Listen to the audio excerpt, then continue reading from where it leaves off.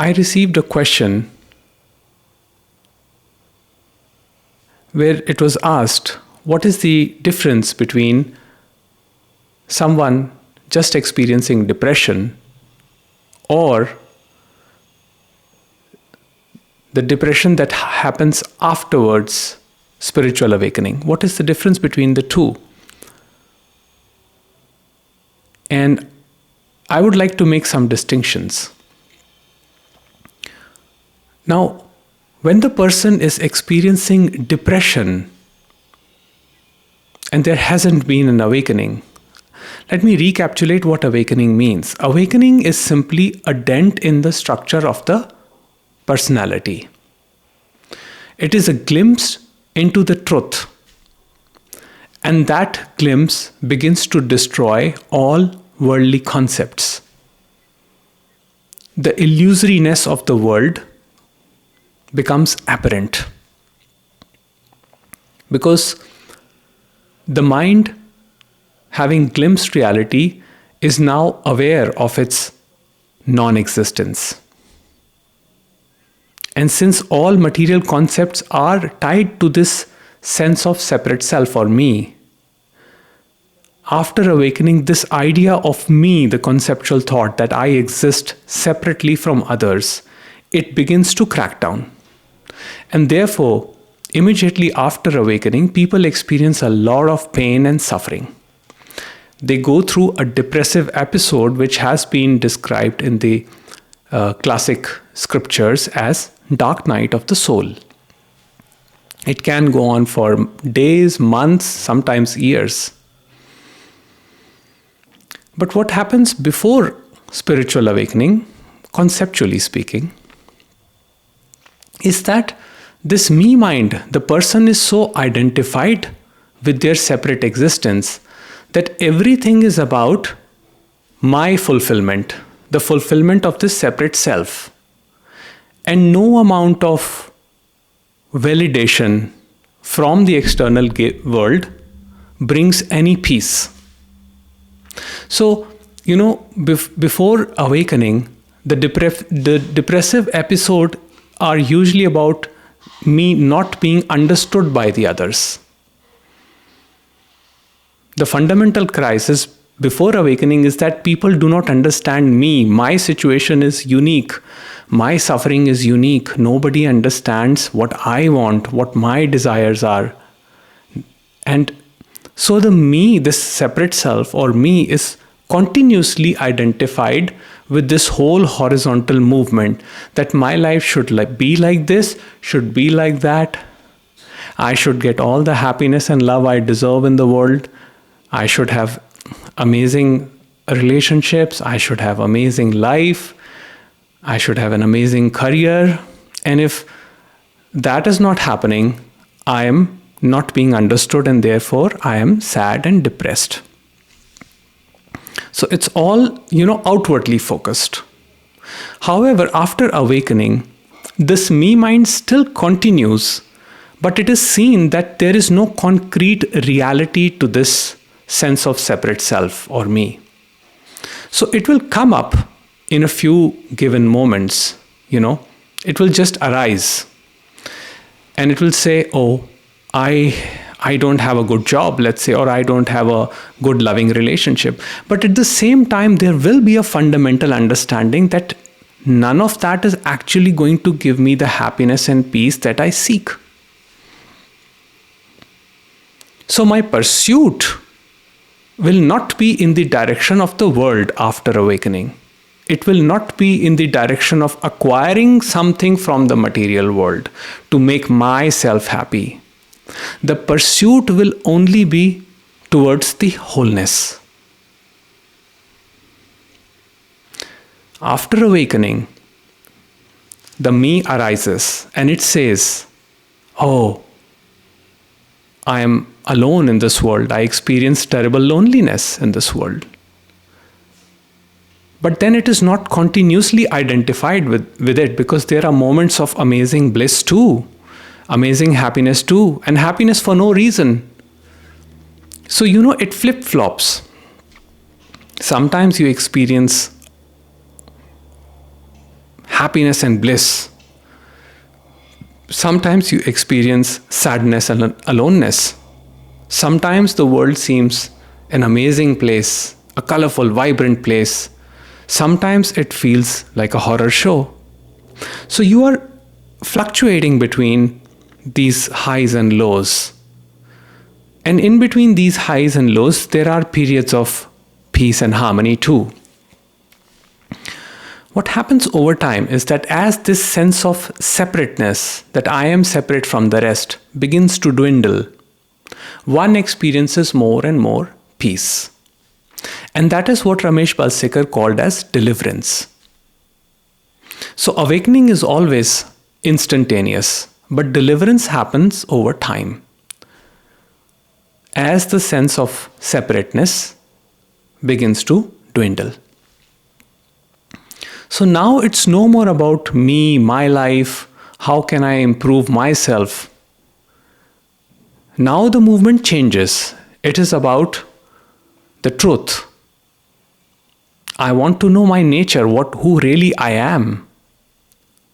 That is the beginning of seeking. That movement happens. And then the seeker moves slowly in that direction.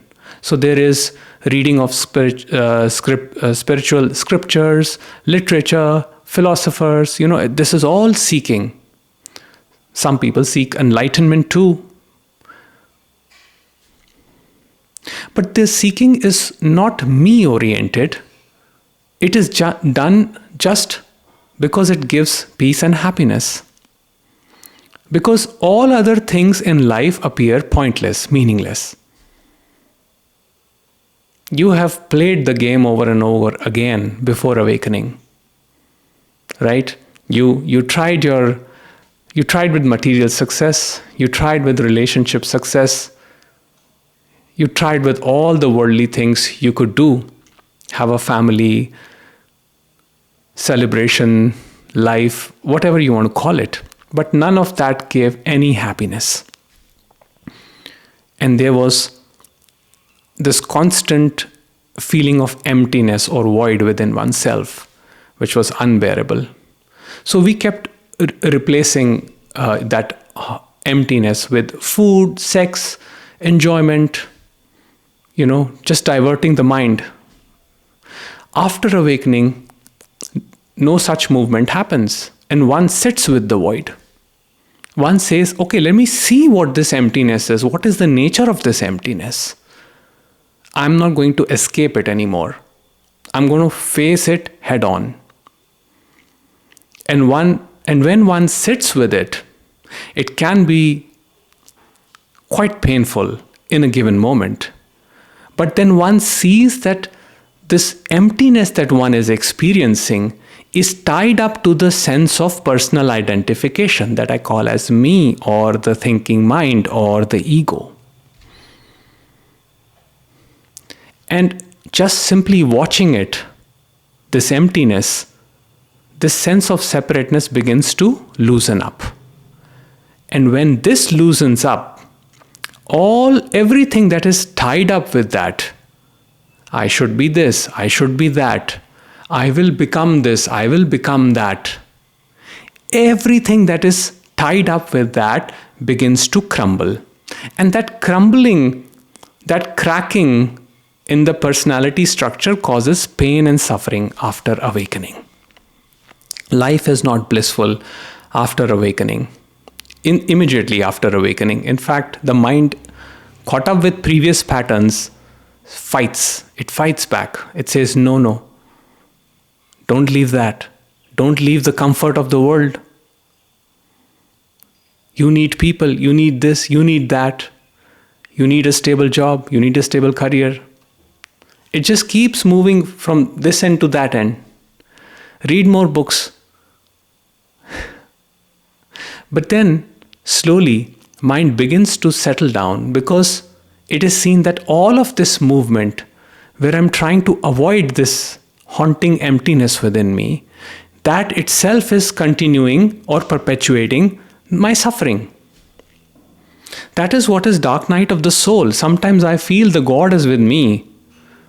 Sometimes I feel God is not with me. Because I imagine God as something separate, as an all powerful entity in manifestation keeping a tab on its creation.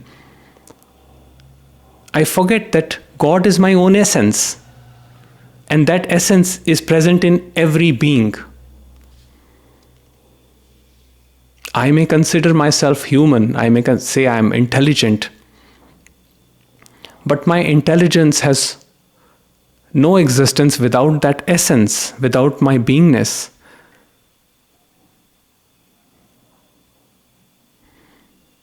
So, what happens after awakening is that one first goes through an emotionally challenging period where one experiences a lot of pain and depression, but the nature of that depression is different from the depression that the organism experiences when the awakening has not happened.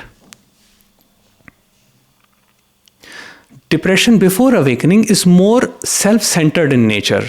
I need to be validated in order to be happy. It is all about me. My needs, my wants, my desires are not being taken care of. After awakening, there is a confusion. Who is this me? And it arises very often. Yes, the mind still arises, the me mind still arises, and it still says, oh, I have needs. But then there is simultaneously another thread from the mind which says, but then who is this me? Is this emptiness that is haunting me, is there any reality to it? One does question that. And one having glimpsed the reality, the direction of one's movement is towards wholeness, towards that truth which never changes. So all my movement then becomes different compared to my movement when the awakening had not happened. Now, listen to my words. I am not saying that the person awakens. The person does not awaken. Person, personality, the separateness is part of the illusion.